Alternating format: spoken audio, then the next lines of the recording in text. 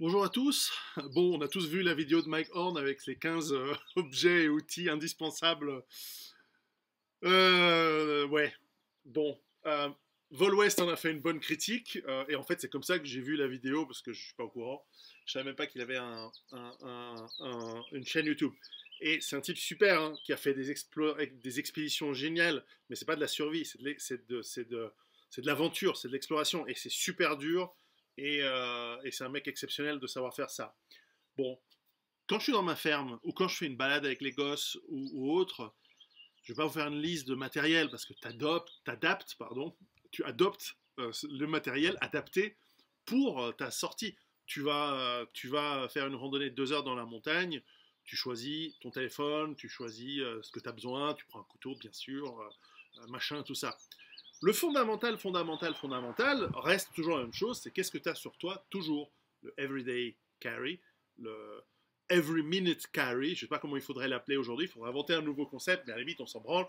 Ce qui compte, c'est qu'est-ce que tu as sur toi. Alors quand je suis ici à la ferme, évidemment, le soir j'ai une lampe de poche, mais en gros, qu'est-ce que je fais à la ferme? Je me balade, je regarde le potager, je fais quelques travaux dans les champs. J'ai toujours au moins 3 trucs dans mes poches sur moi. Alors évidemment, j'ai un ou plusieurs. Alors là, ce matin, j'ai un couteau suisse. Alors sans tire-bouchon celui-là. Mais enfin, voilà, souvent, c'est pour quoi faire. Je dois couper un sac de compost, un truc, découper des ficelles de ce que j'ai mis, de trucs que j'ai accrochés, je sais pas, les myrtilles de l'année dernière. Il faut que j'enlève je les avais accrochés avec des ficelles pour tout ça. Voilà, un petit couteau, ça suffit, quoi. Après, tu peux avoir du plus lourd. Dans ma poche du cul gauche où j'ai pas mon portefeuille, en fait, j'ai 2 trucs. Euh, En fait, c'est simple. J'ai un tourniquet et un petit kit. Tiens, voilà. Je vais vous montrer les 2 trucs. Mais en gros, le tourniquet, tu te tranches le pied avec une hache. Bon, ça m'arrive rarement. Ou quelqu'un, ou etc. Ou t'es en rando, j'en ai un dans tous les sacs à dos, dans tout, et toujours un sur moi. Ton tourniquet, il est préparé. Hein. Clac, clac, clac, clac, clac. Tu l'enlèves facilement. C'est mieux que les serflex hein, en cas de saignement. Alors, je le remets, hein, je te le montre. Imagine que c'est ta main droite qui a été déchiquetée par un sanglier enragé. Ou tu t'es fait mal, ou tu es tombé à vélo, ça m'est arrivé une fois. Tombé à vélo, tu te prends, je m'étais pris guidon dans la tronche, j'étais super mal, etc. Ça m'est arrivé aussi d'avoir voilà, un côté qui était une épaule luxée, etc. Bref, cette main, tu l'as pas. Tu prends ton truc, alors je la remets. Test, live, je la remets dans la poche. Ok. Voilà, au fond de mes frocs, au fond de mes jeans. Ok. Cette main-là, elle n'est pas disponible. Je la laisse en haut. Donc, tac, je prends mon truc. Il est là. Il est préparé. Tu le prends par n'importe quel endroit. Il est prêt. Tu le mets autour. Ok. Et tu passes le machin à l'intérieur. Je touche toujours pas ma main.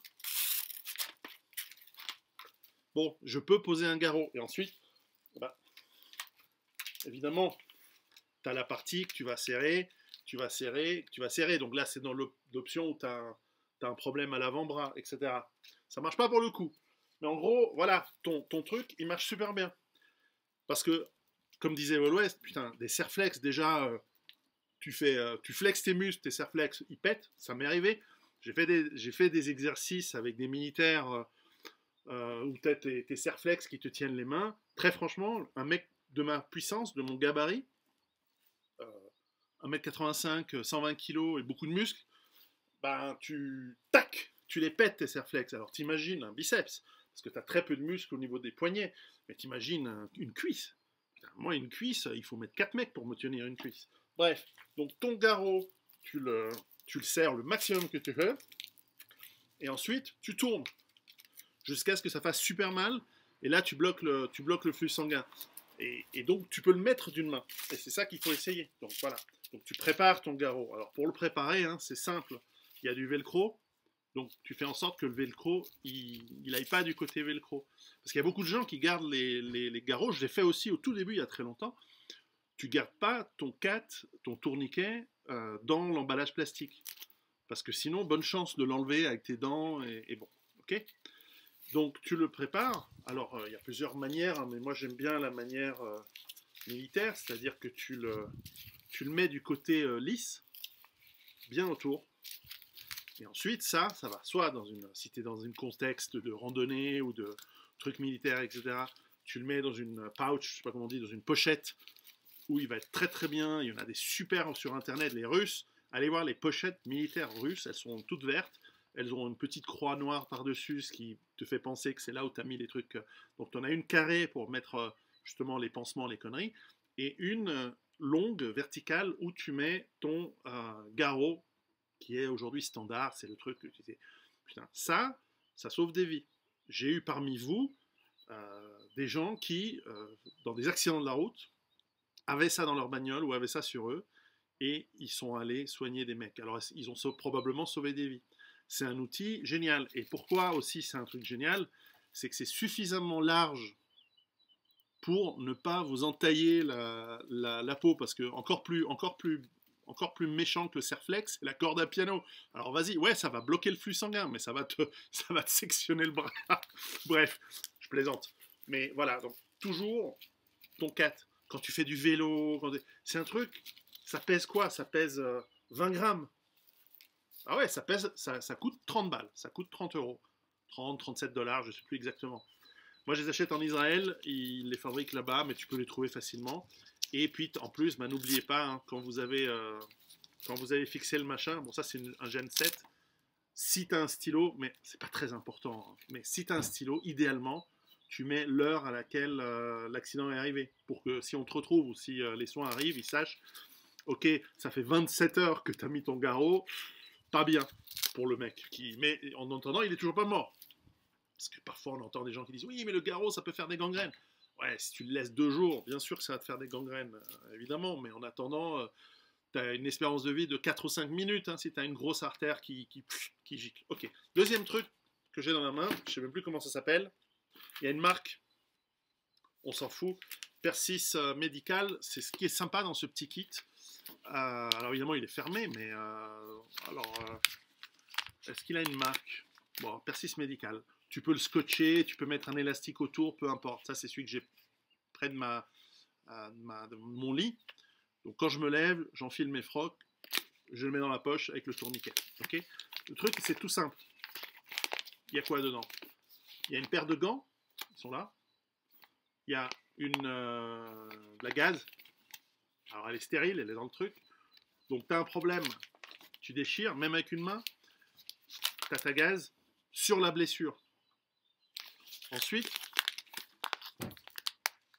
mieux que du papier toilette, hein, la gaze, stérile.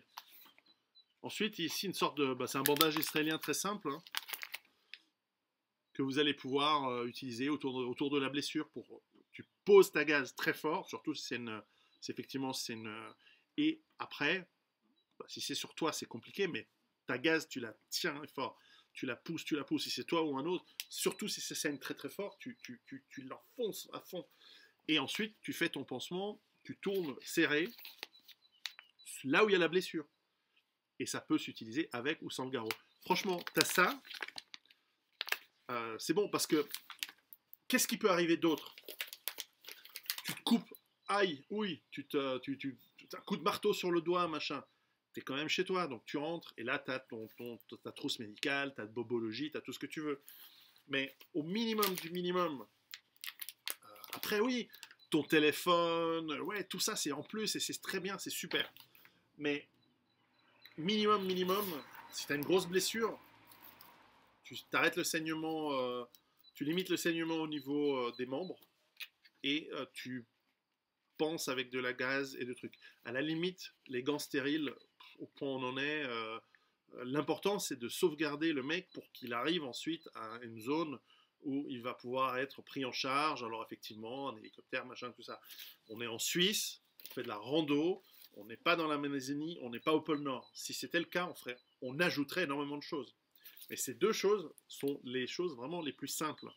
Et bon, ça me paraît évident. Et il y a d'autres matériels, hein. Je veux dire, les flics aux États-Unis, ils ont des kits un petit peu plus perfectionnés. Je vous ai déjà mis dans cette série de vidéos le Trauma Kit.